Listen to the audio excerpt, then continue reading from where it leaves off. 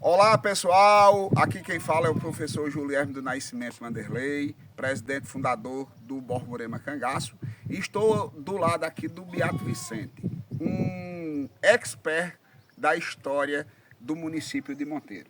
E estamos aqui no local mais icônico do início do século passado, certo? Quando a gente fala das guerras entre coronéis, governo, polícia, cangaceiro, nós estamos na fazenda Areal de nada menos do que o doutor Augusto Santa Cruz. Aqui essa bela casa, que é um marco histórico da história desse homem que foi extremamente fundamental para a história de todo o Cariri paraibano e principalmente dessa região do entorno aqui de Monteiro. Estamos aqui, como eu já disse anteriormente, com o Beato Vicente, e eu quero, Beato, que o senhor fale um pouquinho sobre a história de Augusto Santa Cruz e um pouquinho sobre a história dessa fazenda aqui que estamos. Satisfação, prazer imenso estar com vocês hoje e também falar um pouco também da nossa história. Essa fazenda, como você já disse, do Augusto Santa Cruz, fazenda esta construída pelo seu pai, João Santa Cruz Oliveira, que foi deputado provincial. Estivemos há pouco lá dentro e a gente viu a data 1876, onde Augusto nasceu em 1873. Então, essa casa que foi queimada, quando Augusto Santa Cruz teve aquela desavença toda com todas as autoridades do município, e ele sequestrou todas essas autoridades e trouxe para essa casa. Isso. Na época, o presidente João Machado, por saber de tudo o que estava acontecendo, mandou pedir reforço a Herculano Bandeira, que era presidente de Pernambuco, que enviou 200 homens, fora os oficiais, que se juntaram entre Sumé e Monteiro, dividindo-se as tropas, vindo aqui do lado direito do casarão e outras também do lado esquerdo. Então, Augusto, como estrategista que era, já tinha, vamos supor, pessoas para ver quando essas tropas vinham, chegaram aqui na fazenda e avisaram. Então, Augusto pegou todos os sequestrados, fugiu pelo um túnel que existia aqui, no primeiro quarto, e saía aqui no açude. Aqui ficava o açougue. Todos os dias era matado bodes para dar comer a mais de 50 trabalhadores. Aqui existiam os engenhos de cana-de-açúcar, aqui em frente.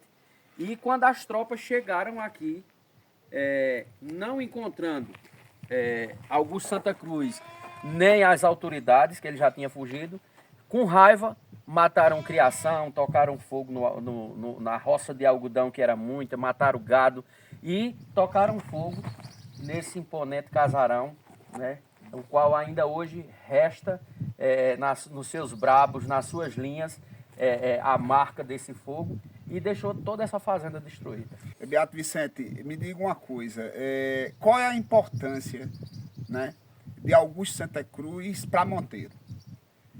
A importância de Augusto Santa Cruz, no meu modo de ver, eu acho muito, porque foi um homem que fez história. Para uns, herói, para outros, bandido.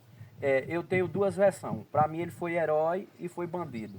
Augusto era uma pessoa temperamental, que deixou esse legado, que é pouco explorado pela nossa cidade, porque se nós formos olhar desde a fundação de Monteiro, quando a gente compara a guerra de Augusto Santa Cruz com a guerra de Princesa. Antes de Princesa Isabel, Augusto já tinha feito se rebelou contra o Estado, contra todo o sistema do Estado, né? E de caba-homem, daquela época, né? Cumpridor da palavra, e Augusto deixa esse legado para a nossa cidade como uma pessoa valente, como o povo de Monteiro é. Muito bem. Ao mesmo tempo, hospitaleiro, é aquela história que eu estava contando. Augusto e sereno. Tinha hora que ele era temperamental e também tinha hora dele ser o Augusto normal, né? Então, ele deixa essa história, tanto ele como também o coronel Pedro Bezerra, que era seu rival, que teve todos esses embates. E foi uma luta, assim, por questões políticas. né, que se desentenderam e houve essa questão toda. Me diga uma coisa, Beato Vicente. Qual era a relação de Augusto Santa Cruz com José de Gouveia, capitão José de Gouveia? Capitão José de Gouveia eram amigos e começaram a se desentenderem. Alguns dos homens de Augusto bebiam em Sumé e começaram a fazer desordens, e Zé de Gouveia prendia, e daí começou também essa rixa. Essa rixa por conta disso. Muito bem. E o capitão Zé de Gouveia também, um homem muito valente, e foi até botado cerco, né? Alguns cabras de Augusto botaram alguns cercos nele para pegá-lo, mas não conseguiram. E começou esse desentendimento por questões. Foi igual a Peba. Sim. Toda briga de Monteiro começou por conta de Peba. Peba tinha feito vários crimes e o promotor Hinojosa pediu que ele se apresentasse e tal. E eu conheci o senhorzinho que acompanhou Peba. Morreu. Zé Paulo, o nome dele.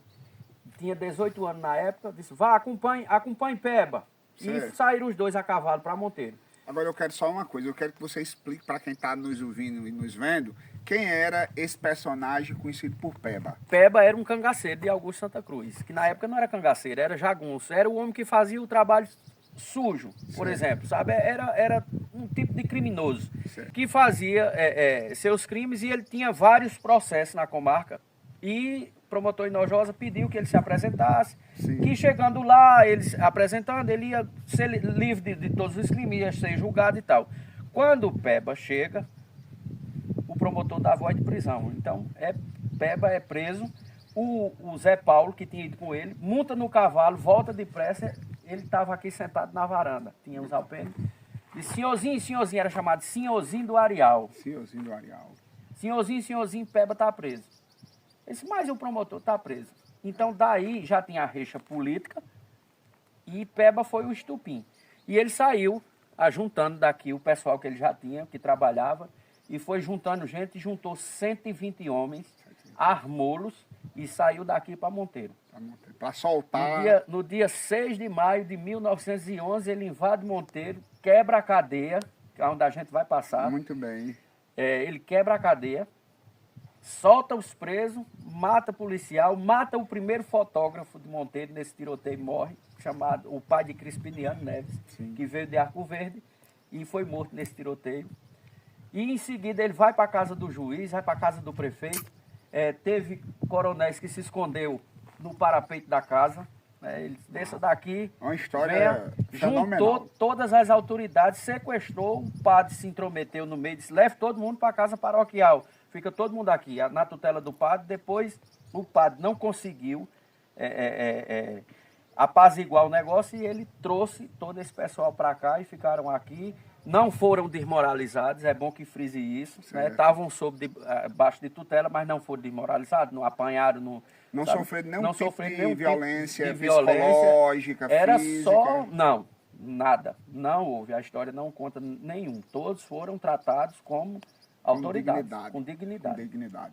Meu amigo Beato Vicente, eu lhe agradeço por essas informações e quero dizer a todos vocês que essas histórias que o Beato Vicente está nos contando aqui, ele vai contar no final de setembro, no primeiro encontro Borborema Cangaço de Monteiro, né? Da mesma forma que houve em Itaperuá, que houve em Serra Redonda, que houve em Campina Grande, que houve em Cabaceira, nós vamos fazer o nosso primeiro Borborema Cangaço dentro da cidade de Monteiro. Eu quero convidá-los para que vocês escutem e vejam, certo, as histórias que o Beato Vicente tem guardado para vocês. Então, venham para Monteiro, final de setembro, dia 26 e 27, nós estaremos aqui contando essas histórias e falando sobre a vida, né, a vida do grande Augusto Santa Cruz, conhecido também como Guerreiro Togado e Cangaceiro Togado. Né? Muitos chamavam ele de Cangaceiro Togado.